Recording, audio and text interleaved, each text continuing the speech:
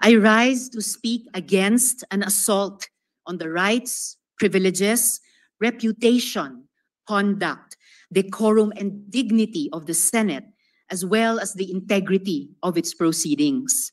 Last month po, o noong July 13th, 2024, naglabas ang Senado through the Senate Committee on Women, Children, Family Relations, and Gender Equality, and approved by the Senate President ng contempt citation and order to arrest laban sa Chinese national na si Guo Huaping, also known as Alice Leal Guo. Nagpapasalamat ako sa Senate President sa maagap na tugon nila para mailabas ang arrest order. At salamat din kina General Angkan na alam ko binuhos ang buong puwersa at lakas para sa operasyon na hanapin si Guo Huaping ng Senate OSAA. But Mr. President, I am now in receipt of information that this person was already in fact out of the country on July 18, 2024 to Kuala Lumpur, Malaysia. Ipapakita ko po ang dokumentong ito bilang patunay na pumasok sa Malaysia si Alice Guo. Siya po ay pumasok ng 12:17, 13 seconds military time ng July 18. Kaya ibig sabihin, umalis siya ng Pilipinas sa gabi ng July 17. Mr. President, hindi po pwedeng ipagkaila na siya ito dahil match na match po ito sa kanyang Philippine passport na ifa-flash ko ngayon. Maraming salamat sa NBI sa impormasyong ito. Patuloy ang pag-track nila kay Alice Guo. Ayon sa aking isa pang source, Mr. President, tumuloy si Alice Guo sa Singapore kung saan nagtagpo-tagpo sila ng kanyang magulang na sina Lin Wenyi at Guo Jianzhong. The couple flew in from China on July 28, 2024.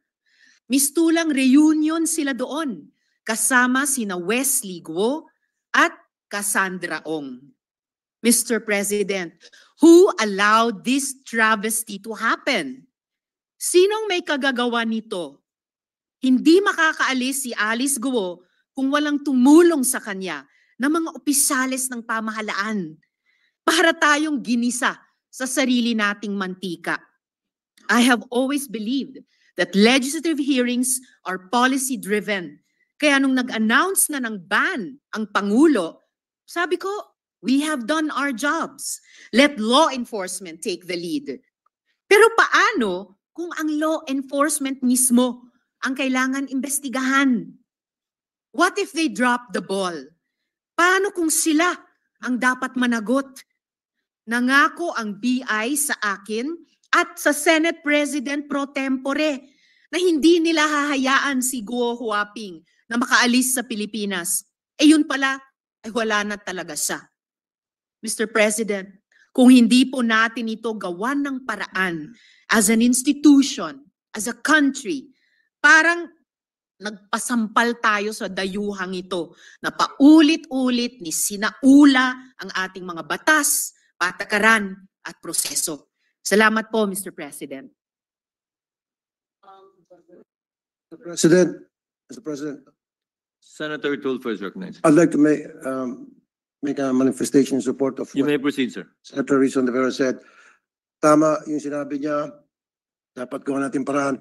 A few weeks ago, I did have a hearing sa Committee on Public Services at napuna ko po yung walang processing center. Ang lahat ng mga kababayan natin nung umalis papuntang abroad, walang processing center. Pag ikaw ay isang pasahero, gustong pumunta ng abroad sakay ng isang chartered plane, hindi ka nadadaan sa proseso, hindi ka nadadaan sa immigration, diretso-diretso ka na sa gate, sakay ng limousine mo, SUV, and then pagdating sa tarmac, aakyat ka sa aeroplano mo, and then here comes the CIQ, Customs, Immigration, and Quarantine. At kung yun ay kasabwat ni Alice Guo, madaling makakalusot dahil walang CCTV na dadaanan. That's why I told people sa Mia, by the end of this year, kapag wala pa rin processing center ang mga chartered plane, ako po yung magagaliti, I will really raise hell. This is one example kung bakit ito si Alice Go ay nakalabas. I'm very sure walang nakalagay kung anong aeroplano, right? Going out. I'm very sure ito ay lumabas through a chartered plane, through a private plane. So all we need to do is tanungin natin kung matitrace siyang kung sino, anong mga private plane ang lumabas o chartered plane ang lumabas that very day from the Philippines. Doon natin matatrack down. At sino yung mga CIQ, Customs Immigration, Quarantine, ang nag-process ng kanilang passport sa loob ng aeroplano. Because ang nangyari ngayon, Mr. President, kahit na sinong Poncio Pilato sakay ng kanyang limousine, nag-charter siya ng plane, diretso na siya sa tarmac, and then aakyat siya sa loob ng aeroplano, bit ang kanyang mga maleta. Ito pa, yung pagkuha ng mga information, pag dumaan tayo sa immigration, yun po ay useless. Yung biometrics, kinukunan tayo ng picture, etc. Useless po yun dahil wala tayong tinatawag na cross-matching. We don't have that capability yet. So ibig sabihin, itong si Alice Go, pwedeng bumalik to ng Pilipinas, mga kapusit na hindi natin alam, sapagkat all she needs to do is same mukha niya, basta't palitan lang niya yung kanyang pangalan, makakalusot na siya. So this has to be changed. At again, ako'y nanawagan sa mga taga-NAIA, MIA, Immigration, get your act together dahil by the end of this year, gusto ko magkaroon ng processing center ang lahat ng pasahero going in and coming out of the country. Kailangan may processing center na sila idadaan sa butas ng karayom tulad ng dinadaanan ng lahat ng mga simpleng pasahero. Maraming salamat, Mr. President. Mr. President. Salamat po, Mr. President. Ako po, kung magtangka pa yang si Guo Huaping bumalik dito sa Pilipinas, siguro naman huhulihin na talaga siya, di po ba? Pero sa ginawa niya pong iyon na niloko tayo sa loob ng isang buwan, yung pala ay nasa labas na. Ewan ko na lang po kung babalik pa yan dito o lalong papalayo sa atin. Salamat po, Mr. President. Mr. President. Senator Poe, what is your pleasure? Actually, I would also like to confirm that during some instances in the past, there are private planes that have taken off and there was a conflict between the immigration and the airport security group. At least in the main thoroughfares, in the main airports, meron talagang airport security group at may immigration. Pero sa mga ibang lugar, kung sa North man yan, dun sa mga PEZA zones, kung may mga airport doon, I think we should also have an inventory. What day did she arrive in Malaysia? For example, if CAAP has a record of all departures from the Philippines and from where, because I'm sure we have a list if they went to Malaysia, ilan yung mga flight papuntang Malaysia. Whether it's private or a passenger plane, we should be able to determine that. Kasi, syempre, meron yung traffic, di ba? So they should have a master list of who had taken off and have reached for an international flight. So that's one possibility for us to be able to track them. Pero ang ginawa natin dati sa NAIA, also for the information of the new chair of the Committee on Public Services, lahat ng mga gates may mga CCTV na para yung sa mga, kasi nangyayari dito sa mga private planes, papasok sila dun sa mga side entrance ng airport, hindi alam kung sino mga pasahero dun, kunyari grandiya na tinted. Dapat yan ngayon may mga pwede natin imbestigahan kung kinukunan lahat ng mga nakasakay sa loob kasi minsan napupuslit pumapasok sa eroplano, hindi nakikita ng immigration or ng airport security group. So that's all, Mr. President. Thank you. Mr. President. If I may, Mr. President, salamat kay Sen. Grace. And tungkol po dun sa CCTV, mukhang sanay itong si Guo Huaping. Maybe this is not the first time she did this. Dahil kung i-enlarge po natin yung photo dun sa ipinakita kong slide kanina, hindi po na-capture ang image niya dun sa CCTV. So dumaan or idinaan siya sa spots na hindi mahuhuli kahit yung video image niya. So baka may nagturo, tama po si Sen. Grace, baka may nagturo sa kanya at hindi lang dito sa immigration natin, posibleng sa immigration ng iba pang ASEAN countries. Salamat, Mr. President.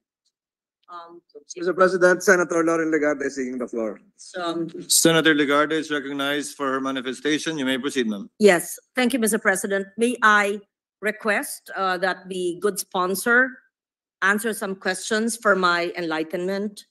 Mr. President, I wanted to associate myself with the speech of the Deputy Minority Leader. She and Senator Sherwin Gatchalian and many of our colleagues have been very aggressive and persistent in trying to thresh out this problem of illegal and foreign nationals who have been elected into office. And this really is a national security concern. Aside from the fact that this Mayor Guo had left the country and supposedly having been assisted by law enforcers or even officials of government, because there was already a hold or a ban, but she was able to leave. And whether there's a video or not, those are details. But we must further investigate, and the Deputy Minority Leader is correct, and how these agencies of government must be answerable on how a wanted person is able to escape the country. I also would like to bring to the attention that more than 1,200 have been given, according to the PSA, and this has been reported already, have been given birth certificates. Who knows if one of those 1,200 will also run for elective office, a councilor, a barangay captain, a mayor, we don't know. So dapat isama po sa ating pagpupulong at sa mga hearing yung higit sa 1,200 na inamin na ng PSA na nabigyan niya ng birth certificate. So having said that, at the proper time, if and when this will be brought to the floor once again, there were just questions I would like to do in support of the manifestation of Senator Ontiveros. Thank you. Mr. President. Senator Gatchalian is recognized. Mr. President, talaga pong pinaglalaroan ho tayo at iniinsulto ang ating institusyon dahil nung August 15, 2024, nag-file po si Guo Huaping aka Alice Guo ng motion to reopen and admit attached counter affidavit. Ito po yung patungkol sa kaso niya na i-file po ng DOJ sa human trafficking. At dito po sa counter affidavit, meron pong notary public na notarized po on August 14, 2024 by a certain attorney Elmer Galica na yung kanyang opisina ay nasa San Jose del Monte, Bulacan. At pinapunta ko ho yung staff ko to verify whether this law firm is indeed legit. May law firm naman po, may tao naman po sa law firm. Wala ho si attorney Galica doon, pero nakausap po ng staff ho natin sa telepono at ang sabi ho ni attorney Galica na si Guo Huaping ay pumunta sa kanya personally on August 14, 2024. So talaga hong may pinagloloko ho tayo dahil parang lumalabas at bumabalik at despite na meron pong arrest warrant ay hindi ho ito pinapansin at imbes lumalabas at bumabalik po sa ating bansa kung totoo po na meron ho siyang personal appearance dito po kay Attorney Galica. So dapat ho maimbitahan rin po to si Attorney Galica sa next hearing po ni Senator Rizzo Hontiveros para marinig ho sa kanya mismo kung talaga bang merong personal appearance. Dahil ho, sabi niya, base po sa interview ng ating staff, na meron pong personal appearance po sa kanya. Mr. President, let me correct myself. It's Attorney Elmer Galicia. Attorney Elmer Galicia na ang office po ay sa San Jose del Monte, Bulacan.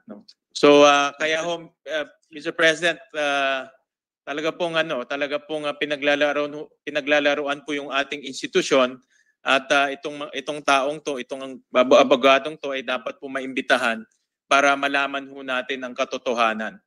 Either siya ho'y nagsisinungaling at wala pong personal appearance o talagang balik-labas po ng ating bansa na lumalampas po sa Bureau of Immigration dahil hindi naman po makakalabas at makakabalik po ng ating bansa kung hindi po tinatatakan po yung kanyang pasaporte.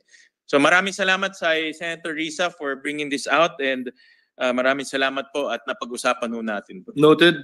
Maraming salamat po, Sen. Sherwin, and very well taken po, Mr. President, na sa patuloy naming pagdinig dito sa usapin ng POGO sa Senate Committee on Women ay tatawagin yung resource person na sinabi ni Sen. Sherwin na si Attorney Galicia. Salamat po. Yes. Salamat. Mr. President, Majority Leader, really quick. Really quick. Senator Zubiri is recognized. You may Thank you. I proceed, don't sir. want to delay the proceedings, particularly in the third reading vote, but I like to congratulate Senator Risa for bringing this up. We support her on this particular issue.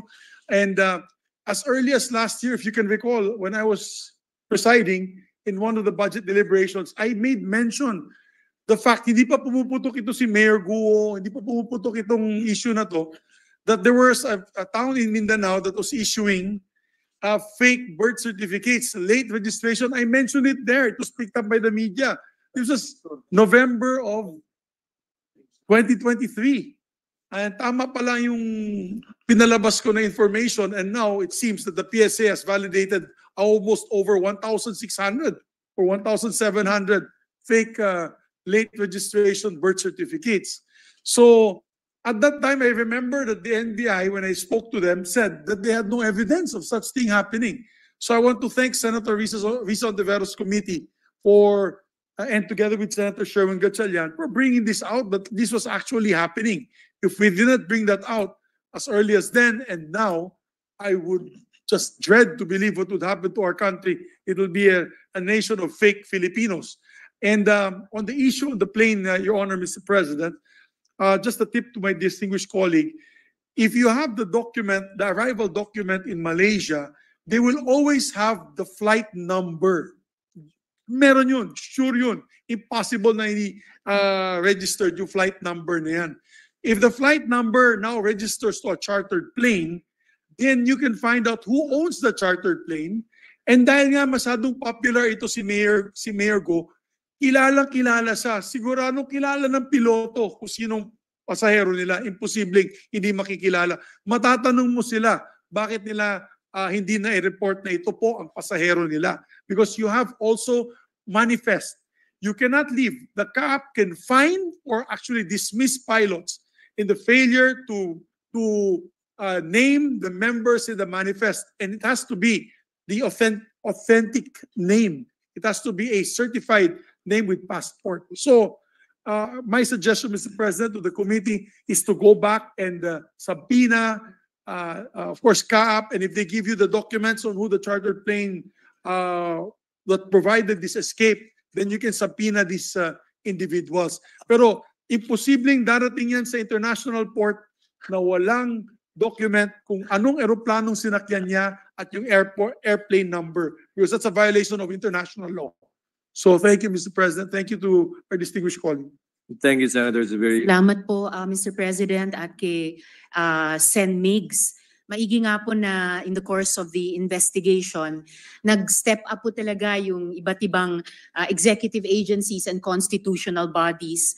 Siguro may parallel pressure or support sa isa't isa, no? Tayo dito sa legislature at yung ilang opisina sa executive at constitutional bodies para talaga to be equal to this task, lalo na mapanghamon yung mga issue na hinaharap sa atin ng POGO at mga katulad ni Guo Huaping. And again, very well taken po yung mga payo na ibinigay, mga dagdag na resource persons para sa isa sa mga huling pagdinig ng komite namin laban sa POGO. Aming salamat, Mr. President. Mr. President, if I may.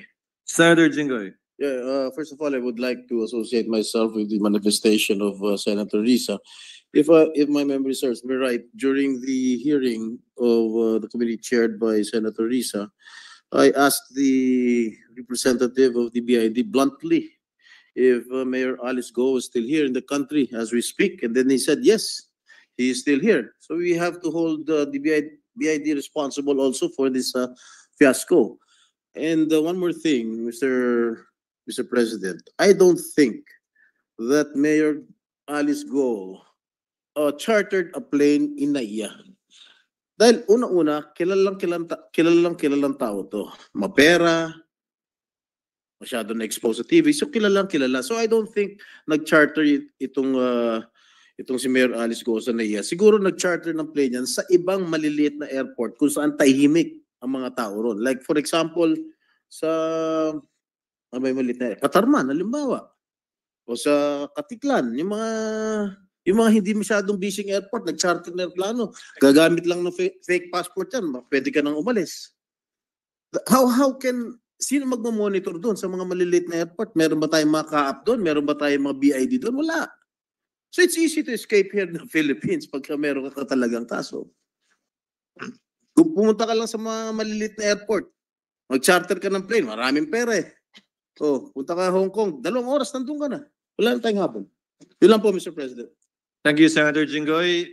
Mr. Senator President, Belen. one last point, if I may, to one of the points raised by the Senate President pro tempore. In fact, it appears in that initial information given by NBI and by another ASEAN immigration authority, it appears na si Guo Huaping used her Philippine passport in this flight last month. Salamat po, Mr. President. Mr. President, very short manifestation. Yes, Senator Villanueva. Thank you very much. First of all, let me congratulate and again commend our dear colleagues' observation on this particular issue, Senator Risa Ontiveros, because we have been experiencing this for quite a long time, and it's about time that we take the cudgels of really asking for the highest form of accountability to these government offices, Mr. President. Let me just remind the body in 2016 about the biggest human trafficking syndicate that we unearthed in this August chamber, in this institution, wherein more than 1,300 illegal workers in Clark ay na-unearth natin. And involved po dito, Mr. President, yung 2 deputy commissioner ng Bureau of Immigration na nakita rin natin sa TV, sa CCTV, na humingi ng 50 milyong piso. So talagang hindi bago, Mr. President, itong mga salarin at itong mga rascals ng industriya ng Pogo para i-bribe itong ating mga nangangasiwa ng border control natin. Pinapakita din ito, Mr. President, yung kalakihan ng challenge that we have on our hand about the inefficiencies of our system. So I join my colleagues in asking for these personalities, not only the lawyer that was mentioned by Senator Gatchalian, the NAIA personnel, the BI personnel, airport security groups, etc. na meron pong live warrant of arrest ito at nakakahiya na sa mga otoridad na may warrant of arrest ito for so long, hindi pa rin nila makita, hindi pa rin nila matunton kung nasan itong individual na ito. Maraming salamat, Ginoong Pangulo. Thank you, Senator Villanueva. Majority Floor Leader. Mr. President, before we proceed with the approval of the journal, I'd like to acknowledge the presence of several distinguished guests in the gallery. We have the Congressman, the representative from the Lone District of Siquijor, the Honorable Saldi Villa, in our midst. The former chairperson of the National Historical Commission, Dr. Emmanuel Calaro, the representative of the 2nd District of Bacoor, Honorable Lani Mercado Revilla. We have the president of the Bacoor Historical Society, Jose Andres Leaño Diaz, and Mr. Edwin Ginto from the Tourism Council of Bacoor, all guests of Senator Ligarda. We have guests coming of Senator Jinggoy Estrada, Councilor Vidanes of Pililla Rizal, Vice Mayor Pia Cabral of Taytay Rizal. Guests of Senator Alan Cayetano,